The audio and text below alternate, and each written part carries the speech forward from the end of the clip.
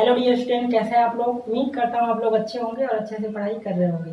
तो dear student, इससे previous lecture में हम लोग ने क्वांटम नंबर्स टॉपिक पढ़े थे और उस पर रिलेटेड जो भी प्रीवियस ईयर में जेईई नीट में क्वेश्चन आए थे वो क्वेश्चन हम लोग ने सॉल्व किया था। तो आज के सेशन में हम लोग बात करेंगे शेप ऑफ ऑर्बिटल्स के बारे में। इंपॉर्टेंट कॉन्सेप्ट है, तो आपको शेप ऑफ ऑर्बिटल से रिलेटेड भी क्वेश्चन आते हैं तो आपको ये कॉन्सेप्ट भी क्लियर करना पड़ेगा। तो चलिए स्टार्ट करते हैं। यहाँ पर पहले ही मैं बता दूं, शेप ऑफ ऑर्बिटल्स हम लोग एस ऑर्बिटल के बारे में पढ़ेंगे, पी ऑर्बिटल्स के बारे में पढ़ेंगे एंड डी ऑर्बिटल्स के बारे में पढ़ेंगे और सबसेल के बारे में पढ़ेंगे। यहाँ पर एफ ऑर्बिटल्स का या सबसेल का जो शेप है वो डिफाइन नहीं किया गया है, तो वहां पर हम लोग उसके शेप के बारे में नहीं जानेंगे। हाँ, कौन कौन से ऑर्बिटल्स हैं ये थोड़ा सा उसमें नॉलेज ले लेंगे, ठीक है। सबसे मेन चीज हम लोग एस पी डी सबसेल के बारे में डिस्कस करेंगे। चलिए स्टार्ट करते हैं। तो शेप ऑफ ऑर्बिटल में सबसे पहले हम लोग बात करेंगे एस ऑर्बिटल के बारे में, ठीक है। एस ऑर्बिटल के बारे में, तो एस ऑर्बिटल जो होता है उसका जो शेप होता है वो कैसा होता है, स्फेरिकल शेप होता है, ठीक है। जिसको नोट कर लेते हैं। तो S orbital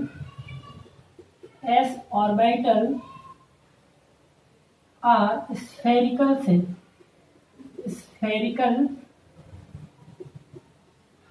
shape and symmetrical around nucleus। यहाँ पर सबसे पहली बात एस ऑर्बिटल का शेप कैसा होता है, स्फेरिकल शेप होता है, ठीक है, पहली बात। दूसरी बात, यहाँ पे टर्म आया सिमेट्रिकल। तो सिमेट्रिकल का मतलब क्या होता है, तो सिमेट्रिकल का मतलब क्या होता है कि जैसे एस ऑर्बिटल है, ये न्यूक्लियस हो गया। अब इसके अराउंड जो ऑर्बिटल्स होते हैं वो कैसा होते हैं, आपको पता है कि ऑर्बिटल जो होते हैं 3 dimensional space around nucleus where probability of finding electron is maximum. तो यहाँ पर जो होते हैं इलेक्ट्रॉन का क्या होता है, क्लाउड होता है, ठीक है। क्योंकि हमें ये पता चल चुका है by Heisenberg and de Broglie के इक्वेशन के अकॉर्डिंग कि इलेक्ट्रॉन जो होता है उसके पास डुअल बिहेवियर होता है, ठीक है, particle nature as well as wave nature. तो स्फेरिकल शेप का तो मतलब कॉन्सेप्ट समझ में आ रहा है, ठीक है, कि स्फेरिकल शेप आपको दिख भी रहा है। यहाँ पर सिमेट्रिकल का मतलब क्या है, जैसे न्यूक्लियस है, इसके अराउंड किसी भी डायरेक्शन में सेम डिस्टेंस पे जाओगे तो जो इलेक्ट्रॉन का क्लाउड है, प्रोबेबिलिटी है, वो क्या होती है, अप्रोक्सीमेट सेम होती है।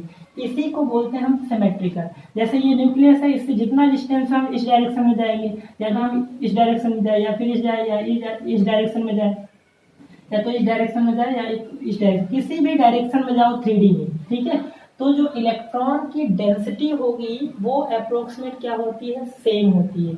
उसी को हम बोलते हैं सिमेट्रिकल, ठीक है, पहली बात। अब सेकेंड पॉइंट, आपको ये भी पता है कि एस ऑर्बिटल क्या होते हैं, नॉन डायरेक्शनल होते हैं। स्फेरिकल, एक क्वांटम नंबर मैंने आप लोग को बताया था कि एस ऑर्बिटल का कोई डायरेक्शन नहीं होता है क्योंकि वो स्फेरिकल शेप होता है। बाकी पी डी क्या होते हैं, ऑर्बिटल का उनका एक ओरिएंटेशन होता है, डायरेक्शन होता है। तो सेकेंड पॉइंट हम लोग ये नोट कर लेते हैं कि ये क्या होते हैं, नॉन डायरेक्शनल होते हैं, ठीक है। अब थर्ड पॉइंट हम लोग ये भी जानते हैं कि अगर S सबसेल है तो L की वैल्यू क्या होती है, 0 होती है, M की वैल्यू भी क्या होगी, 0 होगी।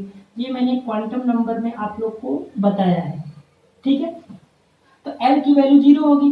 M की वैल्यू क्या एक्सप्लेन करता है, ऑर्बिटल्स के बारे में।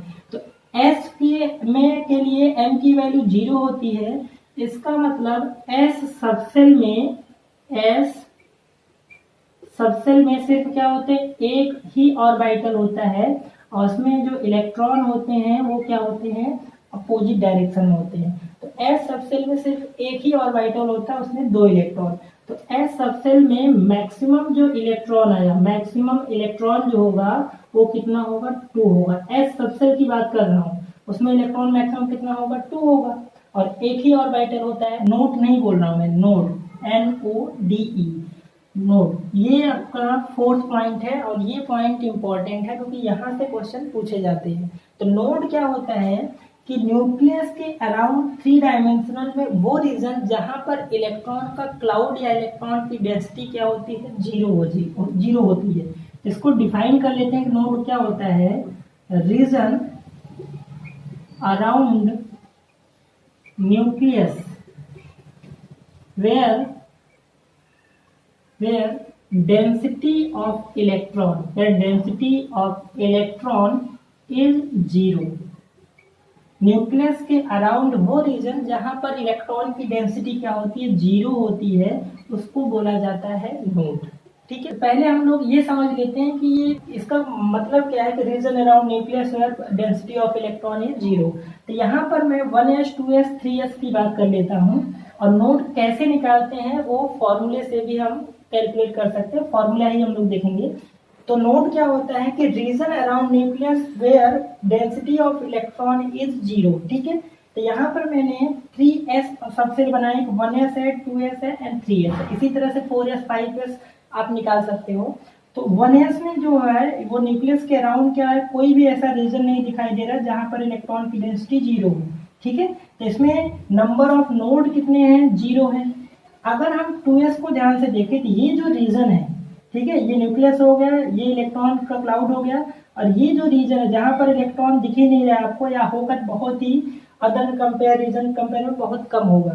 तो यहाँ पर इसी रीजन को बोला जाता है क्या, नोड। ठीक है, न्यूक्लियस के अराउंड वो रीजन जहां पर इलेक्ट्रॉन की डेंसिटी क्या होती है, जीरो होती है, तो इस रीजन को क्या बोला जाता है, नोड। 2s में नंबर ऑफ नोड अगर पूछा जाए तो कितना होगा, 1 होगा। और इसी तरह से 3s में पूछा जाए नंबर ऑफ नोड कितना होगा, तो न्यूक्लियस के अराउंड एक रीजन आपको यहाँ पे दिख रहा है जहां पर इलेक्ट्रॉन का क्लाउड क्या है, जीरो है, और एक रीजन आपको यहाँ पे दिख रहा है। ठीक है, जहां पर इलेक्ट्रॉन का क्लाउड क्या है, इलेक्ट्रॉन की डेंसिटी क्या है, जीरो है। तो 3s में टोटल नंबर ऑफ नोड कितने हो गए, 1 2, यहाँ पे कितना आ जाएगा, 2 हो जाएगा। इसी को बोलते हैं नोड। क्लियर हुआ कॉन्सेप्ट। अब क्या है कि मान लीजिए कोई क्वेश्चन है जब 4s में कितने नोड होते हैं, या 2p में, या किसी भी सबसेल में s के या p के या d के या फिर f के सबसेल में पूछे नंबर ऑफ नोड कितने होते हैं उस ऑर्बिटल में, तो आप ये डायग्राम तो बनाने जाओगे नहीं। तो उसके लिए एक छोटा सा फॉर्मूला है। तो यहाँ पर मैं आपको कुछ फॉर्मूले बताता हूँ जिससे आप नोड्स निकाल सकते हो। तो सबसे पहले मैं फॉर्मूले लिख देता हूँ।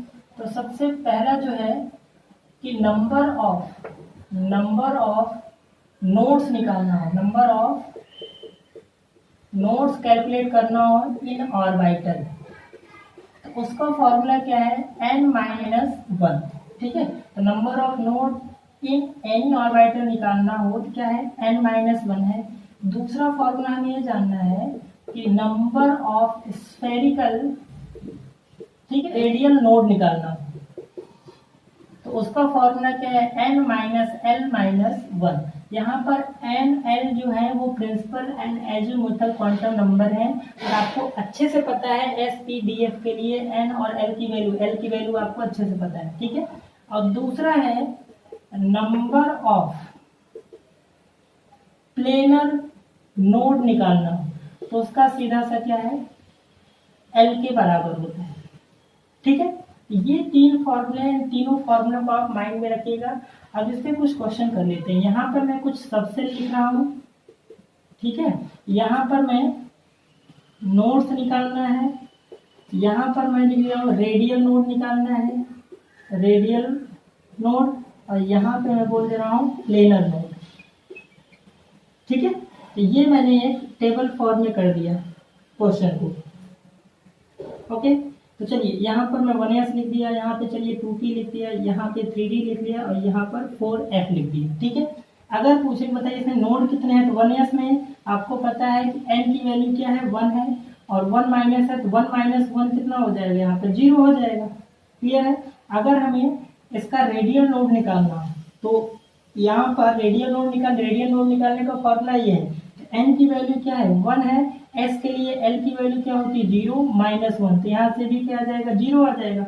और प्लेनर नोड तो इसमें होगा ही नहीं क्योंकि l यहाँ पर क्या है ही नहीं, तो यहाँ पे ये क्या हो जाएगा, 0 हो जाएगा। अगर 2p में हमें नोड निकालना हो तो यहाँ पर n-1 है, तो 2p को नोड निकालना है, तो यहाँ पे क्या हो जाएगा, 2-1, यहाँ पर एक नोड आएगा।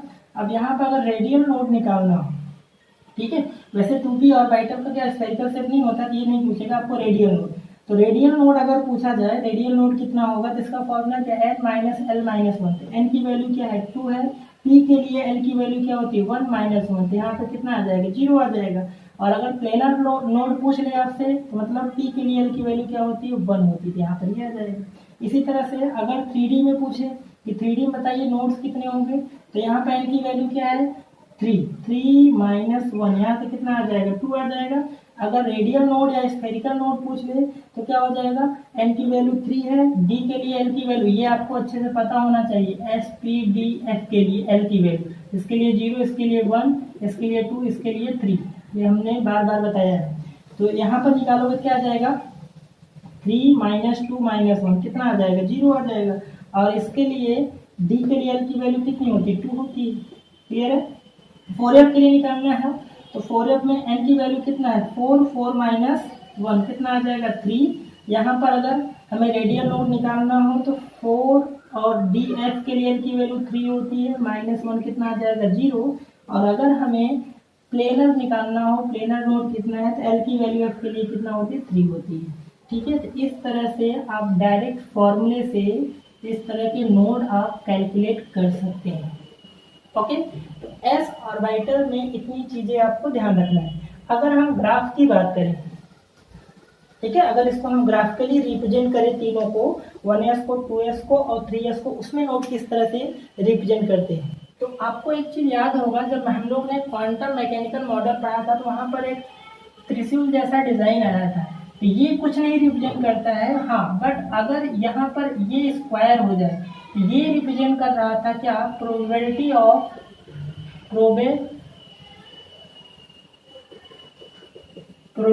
ऑफ इलेक्ट्रॉन को डिनोट कर रहा था, कौन, जाई स्क्वायर। ये प्रोबेबिलिटी ऑफ इलेक्ट्रॉन को रिप्रेजेंट कर रहा है। अगर हम 1s का रेडियस मतलब न्यूक्लियस ये हो गया, यहाँ से डिस्टेंस मतलब जाई स्क्वायर का ग्राफ बनाए फॉर 1s के लिए, तो यहाँ से क्या होगा, यहाँ से कुछ इस तरह से आएगा। तो यहाँ पे कोई नोड नहीं दिए, इलेक्ट्रॉन का डिस्टेंस, यहाँ पर इलेक्ट्रॉन की डेंसिटी होगी, कोई नोड नहीं दिख रहा है, ये इलेक्ट्रॉन का एक तरह से क्लाउड ही है।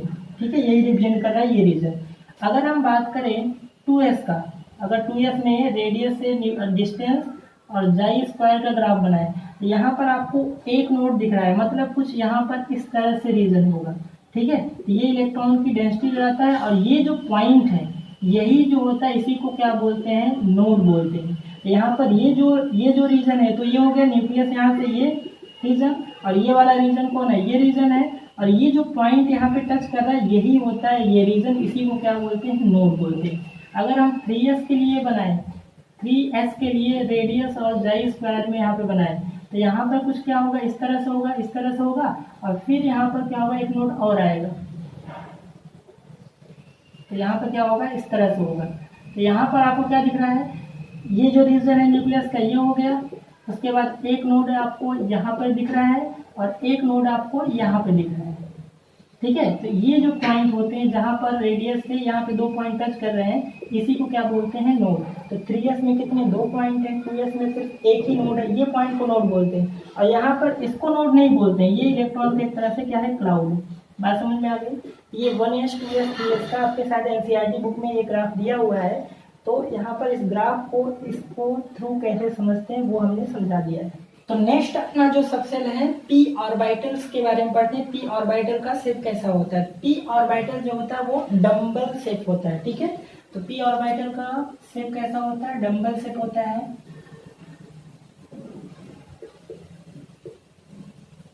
ठीक है, p ऑर्बिटल का डम्बल शेप होता है। डम्बल का मतलब, जैसे आप लोग ने डम्बल देखा हुआ है, जो जिम में एक्सरसाइज वगैरह करते हैं तो आपने देखा होगा डम्बल। तो डम्बल शेप का मतलब है कुछ इस तरह से होता है।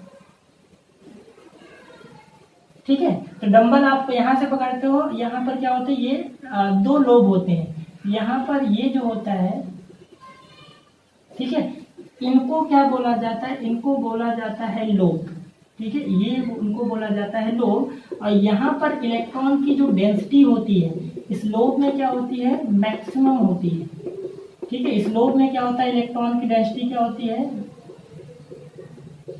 मैक्स होती है, मैक्सिमम होती है। ठीक है, अब यहाँ पर ये जहाँ पर दोनों लोब मिलते हैं, जैसे ये जो 2 हैं, ये क्या है, यहाँ पर ये चीज ये क्या होते हैं, लोब होते हैं। जहां पर ये दोनों मिल रहे हैं इसी को क्या बोलते हैं, नोडल प्लेन बोलते हैं। नोडल प्लेन वो पॉइंट होता है जहां पर इलेक्ट्रॉन की डेंसिटी जीरो होती है। जिस तरह से आपने स्फेरिकल शेप में एस और सबसेल में आपने क्या देखा था, वो नोड देखा था जहां पर इलेक्ट्रॉन की डेंसिटी क्या होती है, जीरो होती है। इसी तरह से ये जो नोड्स होते हैं जहां पर ये दोनों लोब मिल रहे हैं इसी को बोलते हैं हम नोडल प्लेन बोलते हैं। तो नोडल प्लेन वो पॉइंट होता है जहां पर इलेक्ट्रॉन की डेंसिटी क्या होती है, जीरो होती है। तो नोडल प्लेन को अगर हम बनाएं तो कुछ इस तरह से होगा।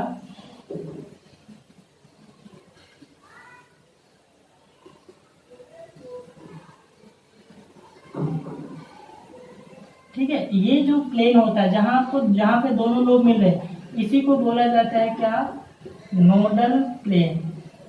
ठीक है, तो नोडल प्लेन वो एरिया होता है point where electron density is zero. ठीक है, नोडल प्लेन क्या होता है, वो पॉइंट जहां पर इलेक्ट्रॉन की डेंसिटी क्या होती है, जीरो होती है। और डंबल शेप में किसी एक को पॉजिटिव दिखाते हैं और किसी एक को क्या दिखाते हैं, निगेटिव दिखाते हैं। यहाँ पर आपकी मर्जी चली, इसको चाहे निगेटिव दिखा दो, इसको पॉजिटिव, या फिर इसको पॉजिटिव दिखा दो, इसको निगेटिव दिखा दो। ये पी ऑर्बिटल का शेप कैसा होता है, डंबल शेप होता है। ठीक है, यहाँ पे दो लोब होते हैं। लोब क्या रिप्रेजेंट करते हैं, इलेक्ट्रॉन की डेंसिटी के बारे में बताते हैं। और जहाँ पे दोनों लोब मिलते हैं उसको बोलते हैं नोडल प्लेन बोलते हैं। तो नोडल प्लेन क्या होता है, वो पॉइंट जहां पर इलेक्ट्रॉन की डेंसिटी क्या होती है, जीरो होती है। ठीक है, आई थिंक आपको क्लियर हो गया होगा। अब यहाँ पर अदर पॉइंट की बात कर लेते हैं। अब P कोई सबसेल है, P सबसेल के लिए आपको अच्छे से पता है कि L की वैल्यू कितनी होती है, वन होती है। और M की जो वैल्यू, L मतलब एजिमुथल क्वांटम नंबर, P के लिए L की वैल्यू 1। M की वैल्यू जो निकालते हो कैसे निकालते हो, -L से लेके जीरो इंक्लूड करते हुए कहाँ तक, +L तक। ये M की वैल्यू हम लोगों ने क्वांटम नंबर में सीखा था। L की वैल्यू जब 1 है तो M की वैल्यू क्या होगी, -1 होगा, 0 होगा और क्या होगा, +1 होगा। तो यहाँ पर ये जो M होता है ये ऑर्बिटल्स के बारे में बताता है। इसका मतलब ये है कि P सबसेल में टोटल 3 ऑर्बिटल्स होते हैं। P सबसेल में टोटल कितने ही ऑर्बिटल्स होते हैं। अब यहाँ पर ओरिएंटेशन क्या होता है, P सबसेल में टोटल कितने, 3 orbital px, py and pz होते हैं। ठीक है, ये भी आपको ध्यान रखना है, 3 ऑर्बिटल और उनका नाम क्या है, px, py, pz। अब क्वेश्चन ये पूछ लेता है कि यहाँ पर जो 3 वैल्यू है, -1, 0 और 1, 3 वैल्यू जो है -1, 0, 1, तो इसमें से px कौन होगा, py कौन होगा और pz कौन होगा। तो आपको बहुत अच्छे से ध्यान रखना पड़ेगा कि pz की जो वैल्यू होती है वो क्या होती है, ऑलवेज 0 होती है। और यहाँ पर px एंड py की वैल्यू किसी +-1 में से किसी एक वैल्यू को दिखा दो। तो ये पॉइंट भी इम्पोर्टेंट है। ठीक है, ये तीनों वैल्यू में से pz की वैल्यू क्या होती है, 0 हमेशा लेते हैं। और px, py की वैल्यू में किसी को या तो प्लस दिखा दो या तो किसी को माइनस दिखा दो, वो चलेगा। px, py वैल्यू में किसी प्लस या तो +1 दिखाओ या तो -1 दिखाओ। ठीक है, अब यहाँ से एक चीज और, P सबसेल में 3 ऑर्बिटल होते हैं और हर एक ऑर्बिटल में कितने इलेक्ट्रॉन होते हैं, 2 इलेक्ट्रॉन होते हैं विथ अपोजिट स्पिन के साथ। तो P सबसेल में मैक्सिमम नंबर ऑफ इलेक्ट्रॉन आपसे पूछा जाए कितने हो जाएंगे, 6 हो जाएंगे। ठीक है, तो P सबसेल में 3 ऑर्बिटल है। तो अगर बोले कि P सबसेल में मैक्सिमम कितने इलेक्ट्रॉन हो सकते हैं, मैक्सिमम इलेक्ट्रॉन कितने होंगे, 6 होंगे। अगर बोले P ऑर्बिटल में तो सिर्फ 2 इलेक्ट्रॉन, किसी भी ऑर्बिटल में हो कितने, 2 इलेक्ट्रॉन होते हैं। ठीक है, तो नेक्स्ट पॉइंट हम लोग इसका ओरिएंटेशन देख लेते हैं कि px, py, pz का अगर ओरिएंटेशन देखना हो तो जैसे अगर हमें px का बनाना हो तो ये जो लोब का डायरेक्शन आपको पता है, x, y, z तीनों एक्सिस होते हैं। तो मान लीजिए x है, y है और z है। तो px में मतलब लोब का जो डायरेक्शन होगा क्या होगा, x एक्सिस में, एक प्लस होगा एक क्या होगा, माइनस होगा। ये px हो गया। इसी तरह से अगर py का बनाएंगे तो जो लोब का डायरेक्शन होगा वो किस डायरेक्शन में होगा, y एक्सिस में होगा। तो एक प्लस होगा एक माइनस होगा, तो ये py हो गया। सिमिलरली अगर हमें pz का बनाना हो तो pz का लोब का ओरिएंटेशन किस डायरेक्शन में होगा, वो z एक्सिस में होगा। तो ये हो गया क्या, pz। एक प्लस होगा एक माइनस होगा, ये जेड एक्सिस, एक्स एक्सिस और वाई एक्सिस। क्लियर है? तो पी एक्स क्या होगा, लोब का डायरेक्शन एक्स एक्सिस में होगा दोनों का, किसी एक को पॉजिटिव निगेटिव। अगर पी वाई की बात करेंगे तो लोब का डायरेक्शन वाई एक्सिस में होगा। यहाँ पर क्या हो जाएगा, जेड हो गया, वाई हो गया, ये क्या होगा, एक्स एक्सिस होगा। और यहाँ पी जेड होगा, लोब का डायरेक्शन जेड एक्सिस में होगा। यहाँ पर एक्स वाई जेड आप किसी को भी मान सकते हो। अगर जैसे मान लीजिए एक्स एक्सिस इसको मान लिया, लोब का डायरेक्शन अगर पी एक्स बना तो इस डायरेक्शन में होगा। ठीक है, तो ये होता है p x p y p z का डायग्राम, जिसमें लोब का ओरिएंटेशन अगर पी एक्स है तो एक्स एक्सिस में होगा, पी वाई है तो वाई एक्सिस में होगा, और पी जेड है तो जेड एक्सिस में होगा। आई थिंक आपको पी सबसेल से रिलेटेड जितने भी कॉन्सेप्ट है क्लियर हो गए हैं।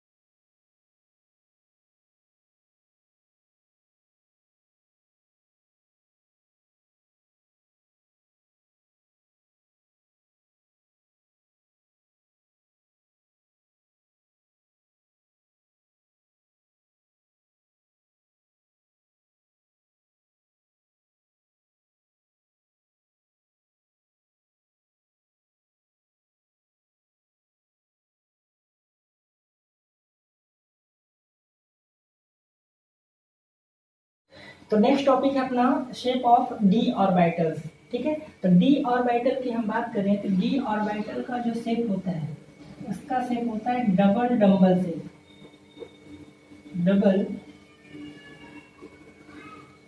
Dumbbell shape. ठीक है, डी ऑर्बिटल में क्या होते हैं, 4 लोब होते हैं। पी ऑर्बिटल में कितने, 2 लोब थे, एक पॉजिटिव था एक नेगेटिव था। और डी ऑर्बिटल में क्या होता है, डबल डम्बल, मतलब यहाँ पे 4 लोब होंगे एक्सेप्ट डी जेड स्क्वायर। इसका जो शेप होता है वो डबल डम्बल नहीं शेप होता है, उसका अलग शेप होता है। तो एक्सेप्ट डी जेड स्क्वायर के अलावा बाकी जो 4 ऑर्बिटल्स हैं उनका जो शेप होगा डबल डम्बल शेप होगा। ठीक है, सेकंड पॉइंट हम लोग ये जानते हैं कि अगर डी ऑर्बिटल कोई है तो उसके लिए जो एल की वैल्यू होती कितनी होती, 2 होती है। एम की वैल्यू क्या होगी, -2 -1 0 1 2। ठीक है, तो एम की टोटल कितनी है, 5 वैल्यू है। और एम मैग्नेटिक क्वांटम नंबर है और वो डिनोट करता है नंबर ऑफ ऑर्बिटल्स के। तो इसका मतलब ये है कि डी ऑर्बिटल में टोटल 5 ऑर्बिटल्स होते हैं। डी सबसेल में टोटल 5 ऑर्बिटल्स होते हैं। ठीक है, 5 ऑर्बिटल्स। ठीक है, यहाँ पर डी सबसेल हो गया, इसमें टोटल कितने हैं, 5 ऑर्बिटल्स हैं। और हर एक ऑर्बिटल में क्या होते हैं, 2-2 इलेक्ट्रॉन होते हैं। तो अगर पूछा जाए कि डी सबसेल में total maximum number of electron कितने होंगे, max electron in D subshell, तो टोटल इलेक्ट्रॉन कितने हो जाएंगे, 10 इलेक्ट्रॉन, क्योंकि हर एक ऑर्बिटल में 2 इलेक्ट्रॉन और 5 ऑर्बिटल है, तो डी सबसेल में टोटल कितने होंगे, 10 इलेक्ट्रॉन होंगे। अब नेक्स्ट जो हमें पॉइंट जानना है कि डी ऑर्बिटल में जो 5 ऑर्बिटल है उनका नेम क्या है। तो 5 जो ऑर्बिटल्स हैं होते हैं d x y, d y z, d z x और d x square minus y square and d z square. Clear है? अब यहाँ एम की वैल्यू टोटल 5 है, जिस तरह से हमने बताया था कि पी जेड की जो वैल्यू होती है 0 होती है और पी एक्स पी वाई की वैल्यू जो होती है वो +-1 होती है। क्लियर है? इसी तरह से डी में जो मैग्नेटिक क्वांटम नंबर में टोटल 5 वैल्यू है और ये 5 ऑर्बिटल्स के नेम है। तो इसमें जो डी जेड स्क्वायर होता है उसकी वैल्यू ऑलवेज क्या होगी, 0 होगी। ठीक है, इसके अलावा ये पहला पॉइंट हो गया। सेकेंड पॉइंट अपने को ये नोट करना है कि d y z and d z x इनकी वैल्यू क्या होती है, प्लस माइनस 1 होती है। ठीक है, इनमें से या तो प्लस ले लो या प्लस 1 ले लो या तो माइनस 1 ले लो, कोई फर्क नहीं पड़ेगा। और नेक्स्ट जो एक्स वाई वाले हैं, तो यहाँ पर d x square minus y square and d x y है, इसकी वैल्यू क्या होती है, प्लस माइनस 2 होती है। ये भी बहुत ही इम्पोर्टेंट है। ठीक है, तो आपको ये तीनों पॉइंट भी ध्यान रखने होंगे। डी जेड स्क्वायर की वैल्यू 0 होगी, d y z and d z x की वैल्यू प्लस माइनस 1 होगी। और जो एक्स वाई वाले हैं, तो इसमें दो ही है, x square minus y square और डी एक्स वाई, तो उनकी वैल्यू क्या होती है, प्लस माइनस 2 होती है। ज्योमेट्रिकल अरेंजमेंट देख लेते हैं। ठीक है, तो यहाँ पर देखिए डी एक्स वाई का देखते हैं। तो डी एक्स वाई का किस तरह से होगा, तो ये हो गए एक्स वाई और जेड एक्सिस, तीनों एक्सिस हो गए। ये एक्स एक्सिस, वाई एक्सिस और जेड एक्सिस। इसमें क्या होगा, एक्स वाई डायरेक्शन में क्या होगा, लोब का डायरेक्शन होगा। और ये ध्यान रखना है, लोब का जो डायरेक्शन होता है वो क्या होता है, इस एक्सिस से 45 डिग्री पे होता है, 45 डिग्री पे होती है। ये इंपॉर्टेंट पॉइंट है, 45 डिग्री सेल्सियस। इसी तरह से अगर ये तो एक्स का हो गया और इसी तरह से y का हो जाएगा, और ये भी क्या होंगे, एक्सिस से 45 डिग्री का एंगल बनाते हैं। ठीक है, अगर ये प्लस होगा तो दूसरा वाला क्या होगा, माइनस होगा। ओके, इसी तरह से डी वाई जेड का क्या होगा, जो लोब का डायरेक्शन होगा कहाँ पर होगा, वाई एंड जेड डायरेक्शन हो, ये वाई हो गया और ये हो क्या हो गया, जेड एक्सिस हो गया। तो वाई जेड है तो लोब का डायरेक्शन किस डायरेक्शन होगा, वाई एक्सिस में होगा, और दूसरे लोब का डायरेक्शन क्या होगा, जेड एक्सिस में होगा। ठीक है, ये भी 45, ये प्लस ले लो, किसी को प्लस प्लस ले लो और किसी को माइनस माइनस ले लो। ठीक है, इसी तरह से डी जेड एक्स का होगा, जेड एक्स का बनाएंगे तो यहाँ पर जो लोब का डायरेक्शन इस बार होगा क्या होगा, एक्स एंड जेड एक्सिस में। ठीक है, तो हमने चलो इसको इधर बना लिया, ये वाला कहाँ होगा, इधर होगा। इस वाले को इधर बना लिया तो ये वाला कहाँ होगा, इधर होगा। इसको प्लस प्लस ले लेते हैं, इसको माइनस माइनस, इसको प्लस प्लस लो या इसको माइनस माइनस लो, दोनों लोग में चलेगा। ठीक है, अब यहाँ पर जो ये तो तीन हो गए विदाउट स्क्वायर वाले, d x y, d y z and d z x. तीनों में कॉमन पॉइंट ये बात है कि लोब का जो ओरिएंटेशन होता है वो एक्सिस से 45 डिग्री बनाता है। जैसे एक्स एक्सिस में है, यहाँ पे देखिए एक्सिस से 45 डिग्री इस साइड, अगर ये इस डायरेक्शन में है तो इस वाले, ये तो दोनों क्या है, एक्स है ना, तो अगर इस डायरेक्शन में है तो इस वाला अपोजिट डायरेक्शन में, ये वाई है, ये भी वो क्या, वाई एक्सिस ही है। अगर ये इस डायरेक्शन में तो ये इस डायरेक्शन में होगा। ठीक है, अपोजिट डायरेक्शन में होते हैं और ये एक्सिस से 45 डिग्री सेल्सियस बनाते हैं, हर एक में, तीनों में, एक्स वाई में, डी वाई जेड में और डी जेड एक्स में। तो हम लोग ने d x y, d y z और डी जेड एक्स का हमने शेप देख लिया। बाकी जो दो हैं, ठीक है, बाकी जो दो हैं क्या क्या है, d x square minus y square, इनका क्या होता है ओरिएंटेशन, जैसे ये एक्स एक्सिस, ये x axis, y axis, z axis. तो यहाँ पर d x square minus y square, यही इनका ओरिएंटेशन जो होता है वो क्या होता है, टोटली एक्सिस के अलॉन्ग होता है। तो d x square minus y square है, एक्स एक्सिस में लोब का डायरेक्शन होगा और वाई एक्सिस में होगा। ठीक है, ये अगर प्लस प्लस है, ये दोनों क्या हो जाएंगे, माइनस माइनस। इसी तरह से डी जेड स्क्वायर का जो शेप होता है वो कुछ इन चारों से अलग होता है, वो डबल डबल शेप नहीं होता है। जैसे मान लीजिए ये एक्स है, वही वाई, और मान लीजिए सपोज इसको ये ले लिया, तो डी जेड स्क्वायर का जो शेप होता है कुछ ऐसा होता है। और यहाँ पर इनके इस पॉइंट पे क्या होता है, एक रिंग होता है। ठीक है, रिंग क्या डिनोट करता है, डेंसिटी ऑफ इलेक्ट्रॉन को, डेंसिटी ऑफ इलेक्ट्रॉन, ये रिंग रिप्रेजेंट करता है डेंसिटी ऑफ इलेक्ट्रॉन को। इसको बोलते हैं क्लोवर लीफ शेप बोलते हैं। तो डी जेड स्क्वायर का शेप कैसा होता है, क्लोवर लीफ शेप होता है। बाकी जितने भी हैं d x y, y z, d z x and d x square minus square, उनका डबल डबल शेप होता है, क्योंकि उसमें 4 लोब दिख रहे हैं, इसमें क्या है 2 लोब है और यहाँ पर रिंग लाइक स्ट्रक्चर है। तो ये रिंग लाइक स्ट्रक्चर डिनोट करता है डेंसिटी ऑफ इलेक्ट्रॉन की।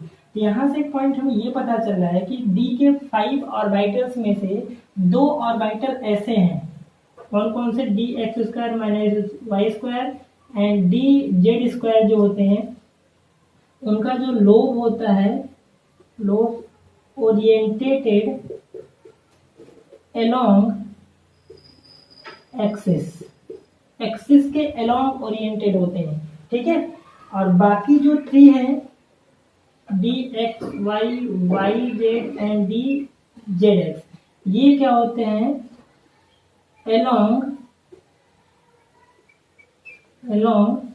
45 डिग्री विथ एक्सिस। ये चीज ध्यान रखना है, जो ऐसे याद करिए आप, जो स्क्वायर वाले हैं वो एक्सिस के अलॉन्ग होते हैं, स्क्वायर वाले 2 ही हैं, d x square minus y square और डी जेड स्क्वायर, इनका लोब का ओरिएंटेशन क्या होता है, एक्सिस के अलॉन्ग होता है। बाकी जो विदाउट स्क्वायर वाले हैं, d x y, y z and z x, वो क्या होता है, एक्सिस से 45 डिग्री सेल्सियस बनाते हैं। तो ये भी पॉइंट इम्पॉर्टेंट है।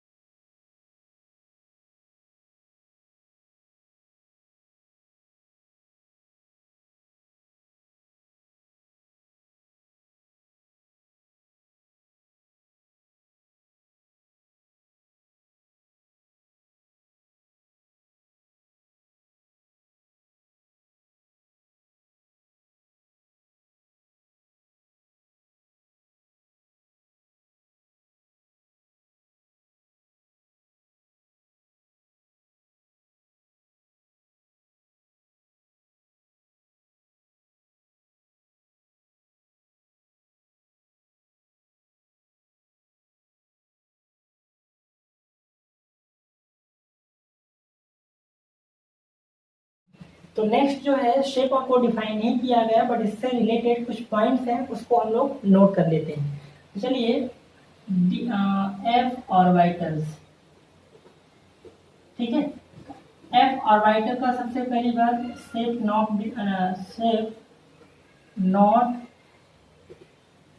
डिफाइंड, इसका शेप नहीं डिफाइन किया है। बट आपको अगर एफ ऑर्बिटल्स के लिए एल की वैल्यू पूछा जाए, सबको पता है कितना 3 होता है। एम की वैल्यू पूछा जाए -3, -2, -1, 0, 1, 2 और यहाँ से कितना 3 आ जाएगा। तो एम की टोटल वैल्यू कितनी दिख रही है आपको? 7 दिख रही है। ठीक है, तो इसका मतलब ये है कि एफ सबसेल में टोटल 7 ऑर्बिटल्स होते हैं। और हर एक ऑर्बिटल में कितने इलेक्ट्रॉन होते हैं? 2 इलेक्ट्रॉन। ठीक है, तो यहाँ पर 7 ऑर्बिटल, हर एक ऑर्बिटल में 2 इलेक्ट्रॉन। तो आपसे पूछा जाए, बताइए एफ सबसेल में टोटल इलेक्ट्रॉन कितने हैं? तो एफ सबसेल में टोटल नंबर ऑफ इलेक्ट्रॉन कितने होते हैं? 14 होते हैं। मैक्सिमम 14 इलेक्ट्रॉन होते हैं। ओके, ये पॉइंट बस इतना आपको ध्यान रखना है। एफ ऑर्बिटल्स के बारे में सिर्फ डिफाइन नहीं किया गया है। एल की वैल्यू, एम की वैल्यू क्वांटम नंबर से आपको अच्छे से पता ही है, और कितने मैक्सिमम इलेक्ट्रॉन होंगे ये आप कर सकते हैं। अब इसके अलावा कुछ अदर पॉइंट्स हैं, वो भी आपको यहीं पे मैं बता दे रहा हूँ। सबसे पहला जो पॉइंट है, ये नोट में हम लोग पॉइंट लिख लेंगे। सबसे पहला जो पॉइंट है, फर्स्ट पॉइंट, कि डीजनरेट ऑर्बिटल क्या होते हैं? डीजनरेट ऑर्बिटल्स क्या होते हैं? ठीक है, तो डीजनरेट ऑर्बिटल्स हम उन्हीं सबसेल में बात करेंगे जिसमें एक से ज्यादा ऑर्बिटल्स हो। तो जैसे एस सबसेल में एक ही ऑर्बिटल हो तो वहां पे डीजनरेट की बात नहीं आती है। पी में बात आएगी, डी में बात आएगी और एफ सबसेल में बात आएगी, क्योंकि वहां पर क्या है, एक से ज्यादा ऑर्बिटल्स हैं। तो डीजनरेट ऑर्बिटल हम उन्हीं सबसेल में बात करेंगे जहां पर एक से ज्यादा ऑर्बिटल्स होते हैं। तो डीजनरेट ऑर्बिटल्स क्या होते हैं? तो डीजनरेट ऑर्बिटल के बारे में पहला पॉइंट ये हो गया कि orbitals which have equal energy. ठीक है, ऐसे ऑर्बिटल जिनकी एनर्जी क्या होती है? इक्वल होती है, तो इसको हम क्या बोलते हैं? Degenerate orbitals. ओके, तो डीजनरेट ऑर्बिटल सिर्फ किस में आएगा? ये आएगा, पी में आएगा, डी में आएगा एंड एफ सबसेल में डीजनरेट ऑर्बिटल्स की बात होगी। एस सबसेल में डीजनरेट ऑर्बिटल नहीं होते हैं, क्योंकि अगर हम ऑर्बिटल्स की बात करें कि पी सबसेल में टोटल कितने 3 ऑर्बिटल होते हैं, डी में टोटल 5 ऑर्बिटल होते हैं, एफ में टोटल 7 ऑर्बिटल्स होते हैं। तो जितने भी 3 ऑर्बिटल्स हैं पी सबसेल में, सभी की एनर्जी क्या होती है? इक्वल होती है। डी में जितने भी 5 ऑर्बिटल्स हैं डी सबसेल में, सभी की एनर्जी इक्वल होती है। और एफ सबसेल में जितने भी ऑर्बिटल्स हैं 7 टोटल, उनकी एनर्जी इक्वल होती है। इसको बोलते हैं degenerate orbitals. Okay, next point हमें नोट करना है कि जो एस ऑर्बिटल्स होते हैं वो उनका शेप कैसा होता है? स्फेरिकल होता है। ठीक है, ओनली स्फेरिकल शेप होता है। और अगर हम बात करें पी की एंड डी की, तो उसमें spherical as well as planar दोनों शेप होते हैं। ठीक है, तो एस ऑर्बिटल में स्फेरिकल होता है, तो वहां पे नोट्स हम निकाला। और पीडी में क्या होता है? स्फेरिकल एंड प्लेनर दोनों तरह के हैं। यहाँ पे स्फेरिकल नोट की हम बात कर रहे थे, नोट लिख लीजिए, स्फेरिकल नोट। और इसमें क्या होते हैं? स्फेरिकल एंड प्लेनर दोनों नोड आते हैं। तो ये कुछ पॉइंट्स हैं, आपको ध्यान रखना है। ओके, तो आई होप आपका शेप ऑफ ऑर्बिटल का कॉन्सेप्ट क्लियर हो गया होगा। हमने यहाँ पर चारों ऑर्बिटल्स की बात करी, एस पी डी एफ। तो हर के बारे में किस तरह से क्वेश्चन आते हैं, आप थोड़ा सा क्वेश्चन प्रैक्टिस करोगे तो आएगा, जिसपे हम एक वर्कशीट भी बना देंगे जेईई नीट में जो क्वेश्चन आए हुए हैं। तो आप वहां से थोड़ा सा आपको आइडिया मिल जाएगा किस तरह से क्वेश्चन आते हैं। और अगर आप जेईई नीट की एक्चुअल में प्रिपरेशन कर रहे हो तो आपको smart work and hard work दोनों करना पड़ेगा, क्योंकि हर साल लगभग 20 लाख से भी ज़्यादा बच्चे जेईई नीट के एग्ज़ाम देते हैं। और अगर आप नॉर्मल तरीके से पढ़ाई कर रहे हो, नॉर्मली बस ऐसे पढ़ रहे हो फॉर्मेलिटी के लिए, तो फिर जेईई नीट का जो भी आपका एम है वो तो क्लियर नहीं हो सकता। जो सब कर रहे हैं थोड़ा सा आप अलग उनसे करो, थोड़ा सा स्मार्ट तरीके से पढ़ाई करो। नोट्स बनाइए, ठीक है, हार्ड वर्क करिए। कोई भी चैप्टर पढ़ने का तरीका क्या है, सबसे पहले उस चैप्टर के इंट्रोडक्शन पे ध्यान दोगे, उस चैप्टर में किस तरह से किस टॉपिक से क्वेश्चन ज़्यादा पूछे जाते हैं। चैप्टर को शुरू करने से पहले सबसे पहला आपका दिमाग में ध्यान यही होना चाहिए कि इस चैप्टर में आपको कौन कौन से टॉपिक ऐसे हैं जहां से क्वेश्चन जेईई नीट में पूछते हैं, ठीक है। और वो आपको कैसे पता चलेगा, जब आप प्रीवियस ईयर के क्वेश्चन सॉल्व करोगे। क्वेश्चन जब सॉल्व करोगे तो आपको पता चलेगा कौन कौन से टॉपिक से क्वेश्चन ज़्यादा पूछे जा रहे हैं। तो सबसे पहले उस चैप्टर के अगर आप रिवीजन करो, फर्स्ट टाइम पढ़ रहे हो तो आपको पूरा चैप्टर ही पढ़ना होगा। जब आप रिवीजन करो तो एटलीस्ट आप सबसे पहले उन टॉपिक को कवर करो जहां से क्वेश्चन ज़्यादा पूछे जा रहे हैं, ठीक है। तो इसी को बोलते हैं स्मार्ट वर्क। ऐसे नहीं कि गधों की तरह लगे पड़े हो, स्टार्टिंग से पढ़े, जब मेन पॉइंट टॉपिक की बात आई तो आपको पढ़ने का मन ही नहीं कर रहा है। तो ऐसे कुछ नहीं हो सकता। स्मार्ट वर्क का मतलब यही होता है कि आप प्रीवियस ईयर कोई क्वेश्चन देखो और टॉपिक को सेलेक्ट करो, कौन कौन से टॉपिक से क्वेश्चन आ रहे हैं, ज़्यादा क्वेश्चन जेईई नीट में पूछे जाते हैं। जब रिवीजन करो सबसे पहले उन्हीं टॉपिक को कवर करो। बात समझ में आ रही है? तो आप इसी तरह से पढ़ाई करोगे और अच्छे से पढ़ते रहोगे तो 100% आपका सिलेक्शन होगा, ठीक है। मिलते हैं हम लोग नेक्स्ट लेक्चर में। और वीडियो पसंद आए प्लीज़ लाइक करें, शेयर करें, सब्सक्राइब करें, ठीक है, कमेंट करें। अगर कुछ आपको अच्छा लग रहा है तो कमेंट भी कर सकते हैं, ठीक है। मिलते हैं नेक्स्ट लेक्चर में। Thank you.